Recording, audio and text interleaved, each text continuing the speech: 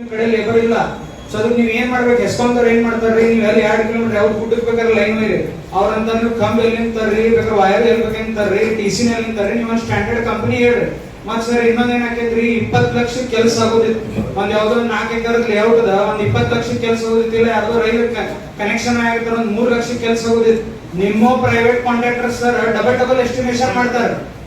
ನಿಮ್ double estimation ಮಾಡ್ತಾರೆ. ಯಾಕಂದ್ರೆ ನಮ್ಮ ಮೇಲೆ ಇದನ್ನಲ್ರಿ ಸುಮ್ಮ ಇಶ್ಯೂ ಅಲ್ರಿ, ನಾವೇ ಡಬಲ್ ತುಂಬ್ರಿ ಸರ್.